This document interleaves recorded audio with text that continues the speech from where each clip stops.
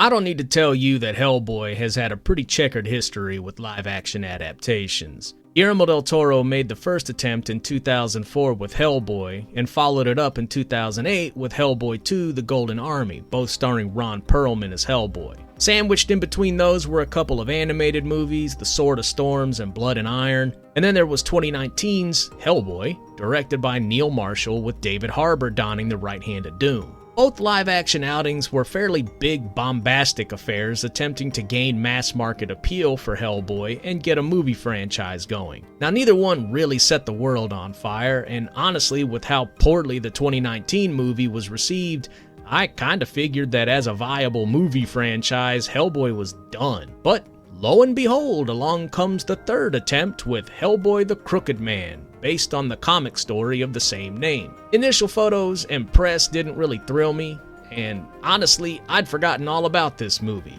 But it popped back up on my radar, so I decided to give it a shot. The Crooked Man is a fairly simple story. Hellboy shows up in a small Appalachian community to investigate reports of witches causing trouble. Now in the movie it's a little different from the comic book in that Hellboy and a couple of other agents from the Bureau for Paranormal Research and Defense are on a train transporting some kind of spider monster back to headquarters when the creature gets out, causes their train to derail, and Hellboy and Agent Song wind up in the little hamlet. Tom Farrell, who left the community 20 years ago under mysterious circumstances, shows up and fills Hellboy in on what's really going on in this neck of the woods. That the witches are in league with an entity known as the Crooked Man, a demonic revenant that's been plaguing the area for decades. And as more and stranger things keep happening, Hellboy agrees to help Tom on a personal quest to set some past wrongs right and maybe break the Crooked Man's grip on the territory.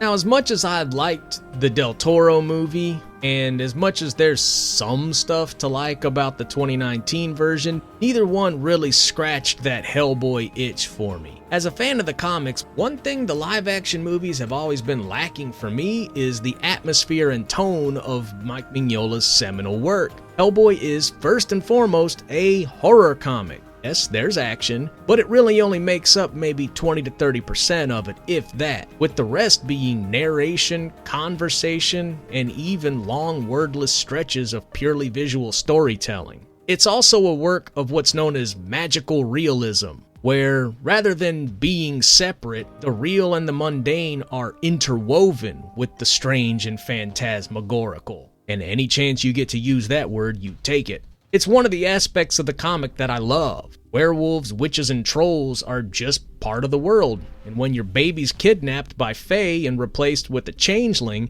a 7-foot demon showing up on your doorstep offering to help out isn't startling. It's kind of expected. The fantastic is just part of everyday life, and the makers of the Crooked Man get that. No one in the story is really surprised by what's happening or freaked out by Hellboy's appearance. They need help with their witch problem.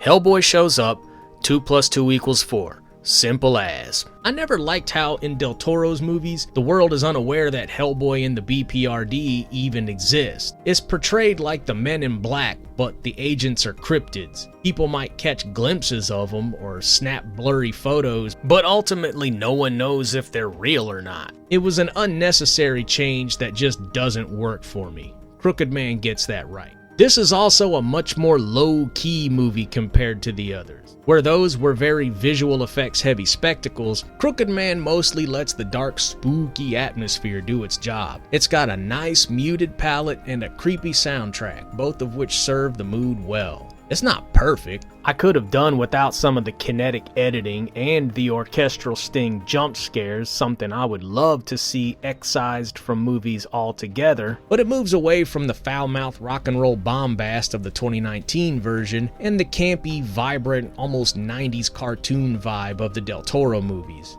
and I really dig that. Now, as much as I love the comic, and I love the comic, not everything translates from one medium to another.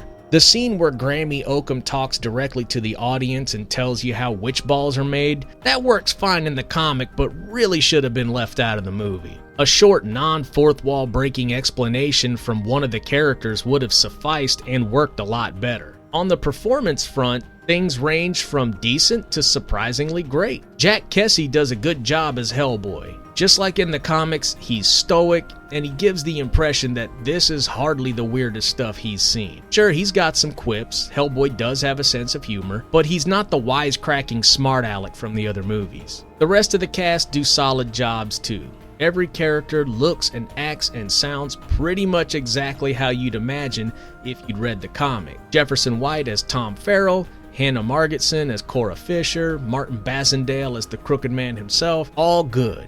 Leah McNamara is fantastic as Effie Cole. Man, she really brings that little bitch to life. She's as smug and obnoxious and hateable as she is in the comic. The real standout though is Joseph Marcel. He played Jeffrey the Butler in Fresh Prince of Bel-Air. Here he plays Reverend Watts, and he really attacks the role. I hate to say it, but the only weak link in the cast is Adeline Rudolph as the new character, Agent Song. It's not that she herself did a bad job, she did fine. It's just that the character feels too tacked on. Almost like they wanted her in the movie, but they didn't know what to do with her. She and everything that has to do with her is brand new for the movie. It's not from the comic book, and it's sadly the weakest part of it. On the visual effects front, Crooked Man looks good. I've seen people attacking this movie for looking like a fan film, but I like the toned down look. The purpose of special effects isn't always to smash the audience in the face with spectacle. First and foremost, everything, special effects included, has to be in support of the story, and sometimes the effects need to blend in more than stand out.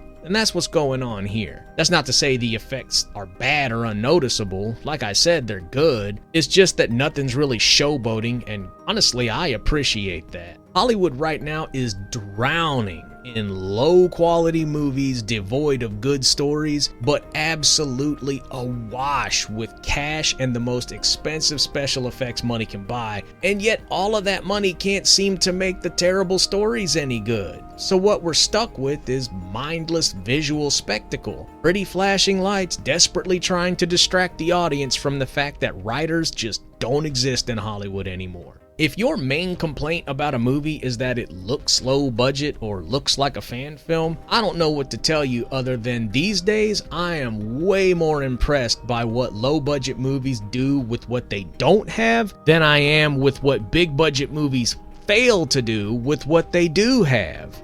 And honestly, there's a lot of fan films out there that look pretty damn good and are way better than their garbage big budget Hollywood counterparts. If the only way you can enjoy a movie is if it's smashing you over the head with pretty colors and flashing lights, I mean, enjoy your Disney Plus subscription, I guess? The Avatar movies exist. I mean, you wouldn't know it because it seems like everybody just forgets about those movies the moment they watch them, but they're out there and they're pretty, I guess. The special effects in this movie are not the biggest, wildest, most slap-you-in-the-face impressive stuff out there, sure. And yeah, some of the CG isn't the best, but it fits what this movie is trying to do just fine. This is a much more low-key horror movie than the other Hellboy outings, and wild CG effect sequences would have been distracting and out of place. I gotta say, the makeup effects are actually pretty great.